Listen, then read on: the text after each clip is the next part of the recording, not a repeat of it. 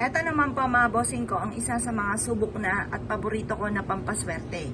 Eto pa mga bossing ko ay isa sa mga magandang pamamaraan para tayo ay swertin. Pwede nyo siyang ilagay sa isang mangkok or isang platito or sa isang plato. Pwede rin naman po, damihan nyo lang yung barya. Pagkatapos, pwede nyo rin po siyang ilagay sa inyo pong pitaka. Ayan.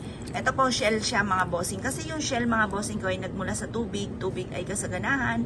Para tuloy-tuloy ang pasok ng swerte. Never ending ang swerte po ninyo. Gamitan nyo po ito ng shell.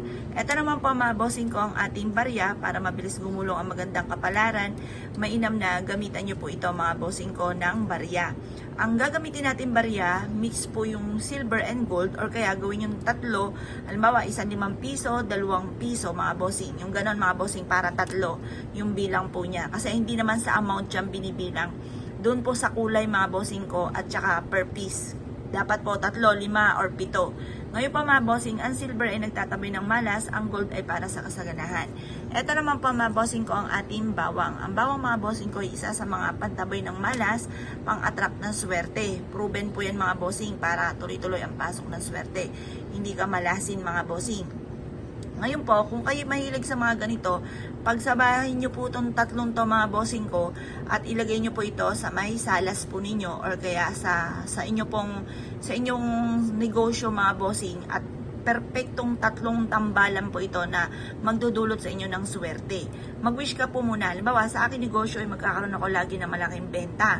Or kaya sa akin tinatayaan, ako ay mananalo ng limpak-limpak na salapi. Or kaya po mga bossing ko, halimbawa, kayo po ay ahente, makakabenta ako ng malaki. Mga ganun mga bossing, ako ay magiging maswerte sa araw-araw. Yan. Basta mag-wish na kayo ng todo-todo, itodo-todo nyo na.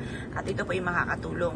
Maganda, maglagay ka rin ng ganito sa pitaka ninyo. Itong tatlong sakap na ito na paborito kong pampaswerte. At isa ako sa present na magpapatotoo na sinuwerte dito. Pero syempre mga bossing, lagi nyo po tatandaan, sipag at tiyaga, double time sa pagkayod at huwag ka makakalimot magdasal at sabayan nyo pa ng mga pampaswerte para wala ka ng pagkukulang. Lahat po ay nagawa nyo na para siksikliklik at umabot. Maraming blessing and dumating po sa inyo. Kung kayo pinaniwala at nais po itong gawin, lumarga po kayo. Mag-wish ka ng todo-todo dahil wala naman pong wala naman pong bayad mga bossing ko ang mga pag-wish. Ito pa mga bossing, libreng mangarap. Kaya kung ikay mangarap, lubos-lubosin nyo na mga bossing. Huwag ka na magpatumpik-tumpik pa at makakatulong po ito upang sa ganoon kayo po higit na swertihin sa buhay. Kung naniniwala ka at nais po itong gawin, lumarga po kayo mga bossing. At ito po isa sa mga subok na napakaswerte mga bossing. Yun po mga bossing, kung kayo po'y gagawa ng ganito, dapat nasa mood kayo, mag-wish ka na mula sa inyong pong puso, hindi yung basta nakagawa ka lang, tapos naintin basta na panalangin, at maging positibo sa buhay, ugali ng pagsasabi ng mga magagandang salitain, at kalimutan yung daing-daing.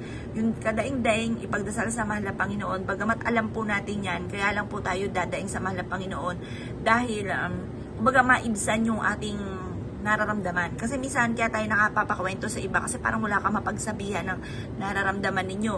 At saka kapag po kayo sa mahal na Panginoon nagsabi, unang-una hindi ka machichismis at tutulungan ka pa sa problema po ninyo. Ngayon pa mga bossing, kung kayo pinaniwala at tayo po itong gawin, asya mga bossing, good luck po sa po lahat.